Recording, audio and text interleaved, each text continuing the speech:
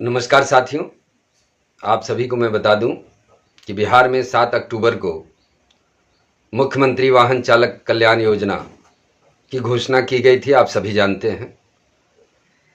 और आज तक बिहार में मैंने देखा है कि किसी भी ड्राइवर को उस योजना के तहत लाभ नहीं मिला है।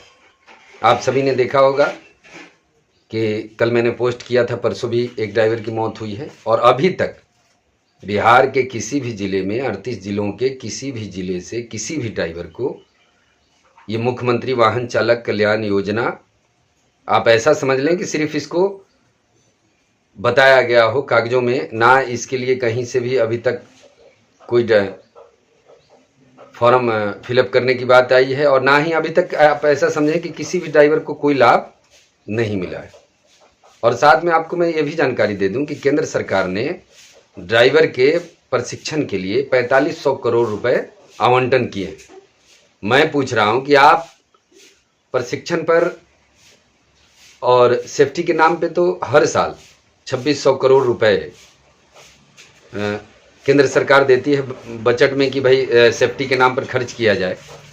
और मैं आप सभी को बता दूं कि ज़मीनी स्तर पर अगर देखा जाए तो भारत में ड्राइवरों को इसका कोई लाभ नहीं मिलता है। ये आप सभी अच्छी तरह समझ रहे हैं, क्योंकि कागज़ों की भाषा एक अलग होती है, कागज़ों में लिखा कुछ जाता है, लेकिन ज़मीनी स्तर पर इसका कोई लाभ नहीं मिलता। तो आज जो मेरा चर्चा करने का जो विषय था कि आखिर मुख्यमंत्री वाहन चालक कल्याण योजना बिहार में घोषणा हुई, लागू हुआ या नहीं हुआ, इसका कोई भी नोटिफिकेशन, सिर्फ घोषणा किया गया था। सिद्धार्थ कुमार जो सचिव हैं, उन्होंने 7 अक्टूबर 2024 को ही कहा कि मुख्यमंत्री वाहन चालक कल्याण योजना बिहार में लागू होगा, जिसके तहत ड्राइवरों को एक सुरक्षा मिलेगी, उनकी सामाजिक सुरक्षा दी जाएगी निधि योजना के तहत प्रधानमंत्री। लेकिन मैं कह रहा हूं कि अभी तक हर रोज़ ड्राइवरों की मौत हो रही है कहीं ना कहीं। लेकिन बड़ा अफसोस हो रहा है कि किसी भी ड्राइवर को कहीं भी, चाहे वो राज्य सरकार हो या केंद्र सरकार हो, उनको कहीं से कोई मदद नहीं मिल पा रही। और ये तो कह रहे हैं कि हम कर रहे हैं, तो ये कर कहाँ रहे हैं और किसको कर रहे हैं। आज आपको मैं बता दूं कि अवैध वसूली का ये हाल है, चाहे वो बिहार हो, मध्य प्रदेश हो, चाहे वो महाराष्ट्र हो या राजस्थान, आप किसी भी राज्य में चले जाएं, अवैध वसूली कई राज्यों में बंद होने के बावजूद भी आरटीओ अधिकारी अपनी मनमानी कर रहे हैं ड्राइवरों के साथ। रोज़ मेरे पास सोशल मीडिया पे वीडियो फुटेज आ रहे हैं। और साथ में आज मैं ये भी बता दूं कि अभी आपने देखा होगा कि डीजल के रेट बढ़े हैं, पेट्रोल के भी रेट बढ़े हैं, लेकिन किराए में कोई बढ़ोतरी नहीं है। जो गाड़ी रखने वाले हैं वही इन बातों को समझ सकते हैं, जो गाड़ी चला रहे हैं वही मेरी बातों को समझ सकते हैं। क्योंकि जो लोग मोटर से नहीं जुड़े हुए हैं उन्हें शायद ये समझ नहीं आएगा। लेकिन मैं आपको बता दूं कि मोटर सेक्टर में लोग जो जुड़े हुए हैं, जो आज से 10 साल पहले जो किराया था वही किराया आज भी है। और जो गाड़ी रखने वाले हैं उनको पता है कि आज मोटर सेक्टर की जो स्थिति है उसमें आप ऐसे समझ लें कि वो डूबती हुई नाव पे सवार हैं भारत में।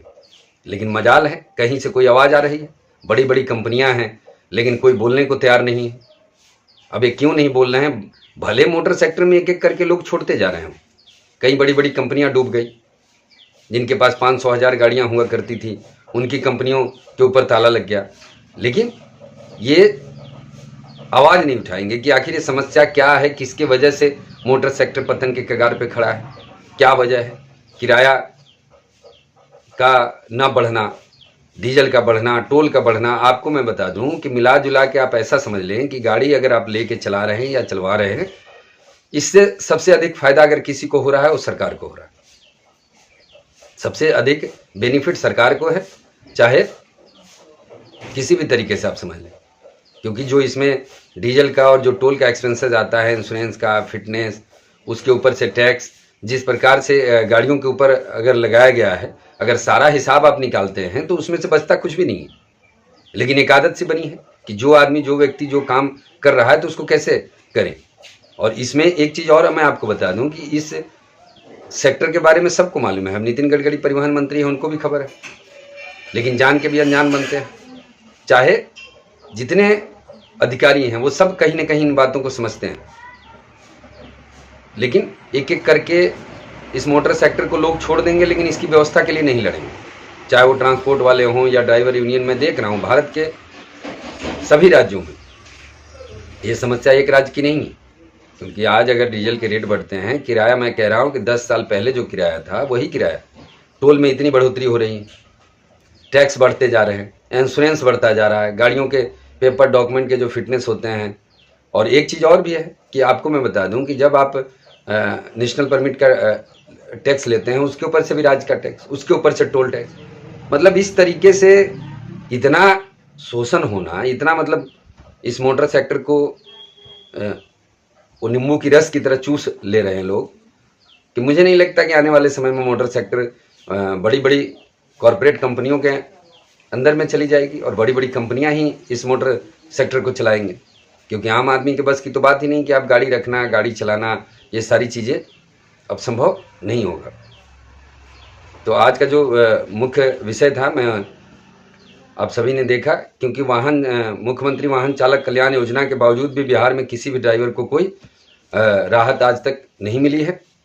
और साथ में भारत में मोटर सेक्टर की स्थिति बहुत ही, आप ऐसा समझें कि ये पतन की ओर जा रही है। जय हिंद, जय सारथी, जय भारत।